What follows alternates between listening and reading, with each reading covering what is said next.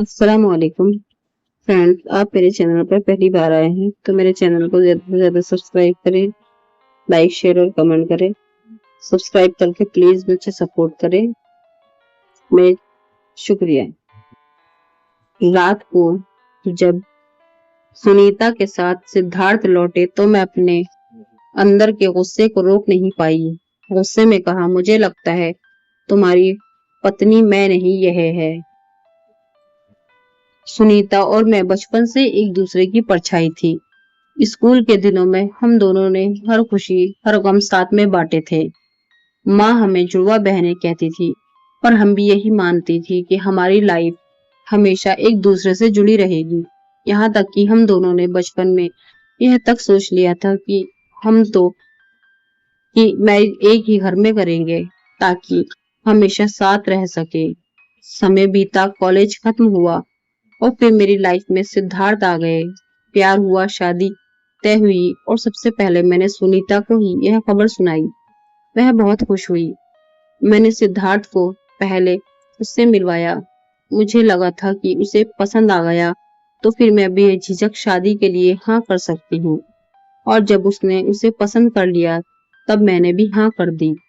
मैं चाहती थी कि मेरी सबसे अच्छी दोस्त और मेरा लाइफ पार्टनर एक दूसरे के अच्छे फ्रेंड बन जाए, और हुआ भी वही। शादी के बाद भी सुनीता का हमारे घर में आना जाना लगा रहा। सिद्धार्थ उससे खुलकर बातें करते, हंसी मजाक करते और मैं ये सब देखकर खुश होती थी। पर मुझे क्या पता था कि शादी के बाद, सिद्धार्थ के आने के बाद मुझ में यह बदलाव हो जाएगा। धीरे धीरे वही हंसी मजाक मेरे दिल में एक अजीब सी चुभन पैदा करने लगी। एक दिन जब मैं रसोई में काम कर रही थी तो ड्राइंग रूम में उनकी हंसी की आवाज आई। सिद्धार्थ और सुनीता किसी बात पर जोर जोर से हंस रहे थे। मैं ठिठक गई। मेरी समझ में नहीं आया कि मुझे क्यों बुरा लग रहा है। आखिर वे मेरी सबसे अच्छी दोस्त थी। फिर मेरे भीतर कुछ खटकने लगा था। पहले तो मैंने इसे नजरअंदाज किया, लेकिन जैसे जैसे समय बीता यह जलन गहराने लगी।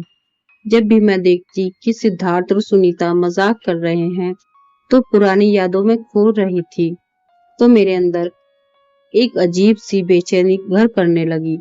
क्या वे एक दूसरे के ज्यादा करीब आ रहे हैं? क्या मैं उनके बीच फालतू महसूस कर रही थी? ये सब सोचकर मैं खुद पर झुंझलाने जाती। फिर एक दिन सुनीता का जन्मदिन आया।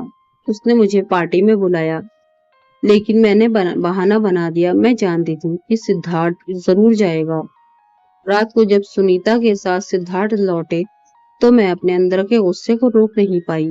गुस्से में कहा, मुझे लगता है तुम्हारी पत्नी मैं नहीं, यह है।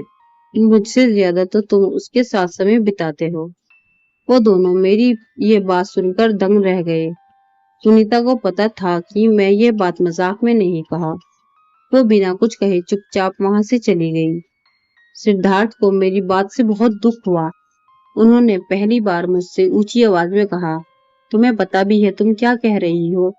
सुनीता तुम्हारी सबसे अच्छी दोस्त है। लेकिन उस वक्त मैं कुछ भी सुनने को तैयार नहीं था। मुझे बस इतना लग रहा था कि सुनीता हमारे बीच आ रही है। उस दिन के बाद सुनीता ने हमारे घर आना बंद कर दिया। कोई फोन नहीं, कोई मैसेज नहीं। सिद्धार्थ कुछ दिन तक मुझसे नाराज रहे। फिर सब कुछ पहले जैसा हो गया। मुझे लगा मैंने सही किया। सुनीता का ना आना मेरे लिए राहत की बात थी। करीब एक साल बीत गया। मैं अपनी लाइफ में बिजी थी।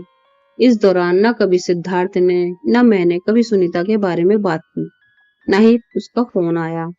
फिर एक दिन अचानक दरवाजे की घंटी बजी तो मैंने दरवाजा खोला तो सामने सुनीता खड़ी थी।